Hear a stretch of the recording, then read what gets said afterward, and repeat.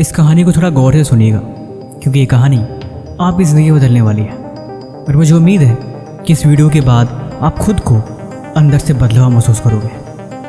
अंकित पढ़ने में बहुत ही होशियार लड़का था। उसने अपनी ग्रेजुएशन कंप्लीट करके जॉब के लिए एक कंपनी में अप्लाई किया।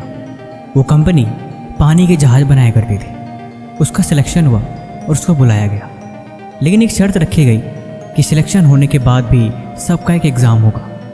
वो खुश हुआ कि चलो जब सिलेक्शन हो ही गया तो फिर भला दिक्कत किस बात की है, अब तो जॉब पक्की है। आखिरकार वो दिन आ गया जिस दिन उसे एग्ज़ाम देना था।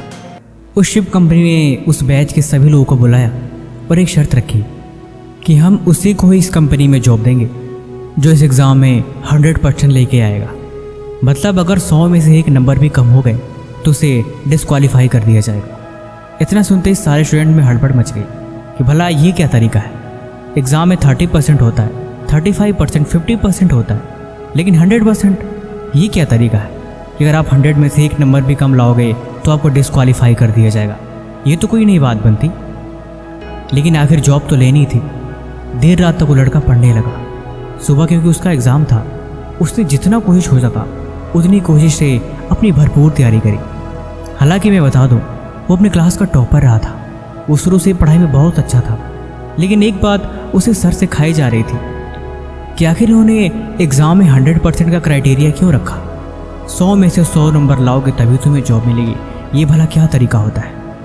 आखिरकार उसके बैच ने एग्ज़ाम दिया और एग्ज़ाम देने के बाद आखिरकार उस लड़के ने पूछा कि सर, अगर बुरा ना माने तो मैं आपसे एक बात पूछूं। मैंने बोला हाँ बोलो। तो उसने बोला कि हमारा रिज़ल्ट क्या है, क्योंकि एग्ज़ाम को दिए आज 3 दिन हो गए, हम सब काम कर रहे हैं, लेकिन आपने अभी तक उसका रिज़ल्ट नहीं बताया। उसने बोला दरअसल एग्ज़ाम को सिर्फ कुछ लोग ही क्वालिफाई कर पाए, लेकिन फिर भी हमने सोचा हम सबको ट्रेनिंग देंगे और सबको काम पे रखेंगे, लेकिन आगे की चीज़ें सिर्फ 2 लोगों को हेड बना कर रखी जाएंगी। उसने बोला लेकिन मेरे जहन में अभी भी एक सवाल है, अगर आप बुरा ना माने तो क्या मैं आपसे पूछूं? उसने बोला हाँ बेशक तुम पूछ सकते हो। उसने बोला मैं बचपन से लेके आज तक बहुत सारे एग्ज़ाम दिए और लगभग हर एग्ज़ाम की तैयारी मैं मन से ही करता आया हूँ, और मैं कभी भी किसी एग्ज़ाम में फ़ेल नहीं हुआ। लेकिन कुछ एग्ज़ाम 50% के होते हैं और कुछ एग्ज़ाम 35% में भी क्वालिफाई हो जाते हैं। लेकिन आखिर इस एग्ज़ाम में ऐसी कौन सी शर्त है कि आपने 98% भी नहीं, आपने पूरे 100% रखा कि अगर 100% से एक नंबर भी कम आया तो हम सब फेल हैं। ये भला क्या तरीका है और आपने ऐसा क्यों रखा? और एग्ज़ाम हमने दे भी दिया तो आपने एग्ज़ाम का रिज़ल्ट सबके सामने क्यों नहीं बताया? इसके पीछे क्या राज है, आप मुझे बताइए। उसने बोला दरअसल तुम सबने जॉब के लिए अप्लाई किया था, हमने तुम सबके रिजल्ट्स देखे। कोई एग्ज़ाम में टॉप करता है, कोई एवरेज था, और सब ने अलग अलग तरह से अपने अपने एग्ज़ाम दिए थे और कुछ के रिज़ल्ट तो बहुत अच्छे थे। तुम शुरू से क्लास के टॉपर रहे हो, लेकिन तुमने एक चीज़ कभी ध्यान नहीं दी। क्या तुम मुझे बताओगे कि जब तुम एग्ज़ाम देते हो या फिर जब तुम टॉप करने का सपना देखते हो तो तुम्हारे मन में कितने मार्क्स होते हैं? क्या तुम 98% के लिए तैयारी करते हो, या क्या तुम 100% के लिए तैयारी करते हो, या क्या तुम सिर्फ पास होने के लिए तैयारी करते हो? उसने बोला मुझे ऐसा लगता है कि मैं सिर्फ पास होने के लिए तैयारी करता हूँ, और मैं हमेशा कोशिश ये करता हूँ कि मैं जितना ज़्यादा हो सके अच्छा स्कोर करूँ, और शायद इसलिए मैं हमेशा क्लास में टॉप करता आया। उसने बोला यही रीज़न ये भी है कि कुछ लोग एग्ज़ाम को सिर्फ पास होने के लिए पढ़ाई करते हैं कि यार मैं पास हो जाऊँ तो ही बात बन जाए, इतने नंबर आ जाएँ तो भी बात बन जाए। उसने बोला ये सब तो ठीक है, लेकिन इन सब रिजल्ट से इस जॉब का क्या लेना देना?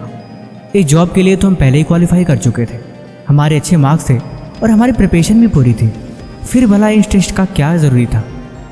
तो उसने बोला कि इसलिए क्योंकि यह एक इंटरव्यू था, और ये इंटरव्यू मैंड्री लेवल को देखने के लिए था।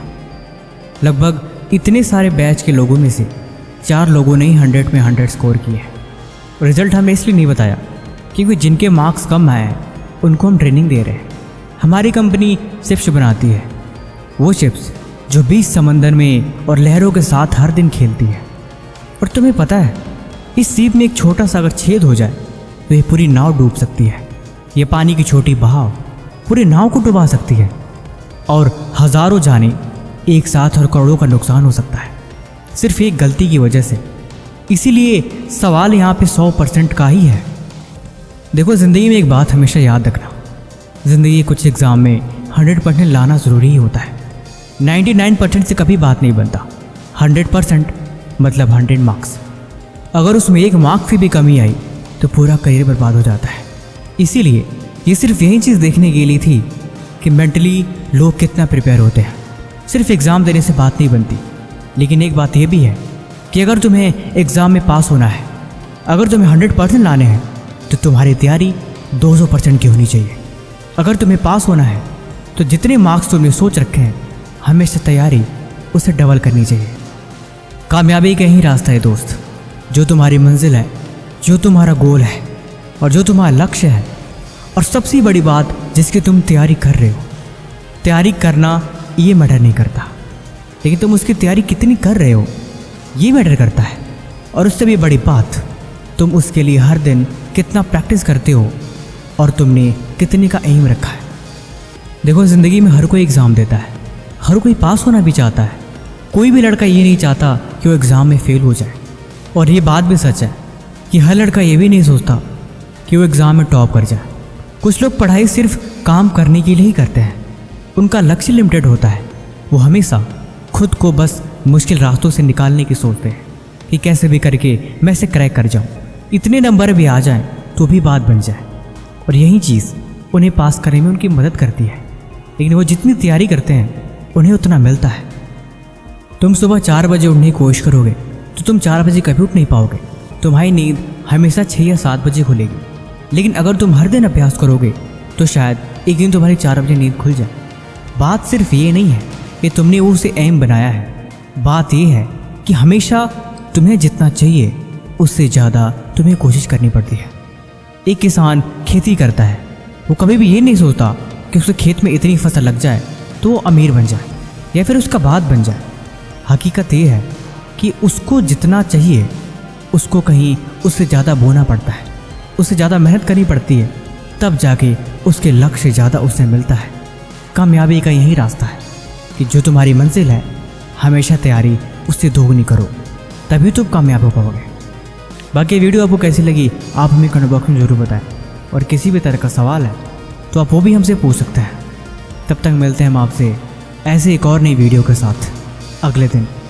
धन्यवाद।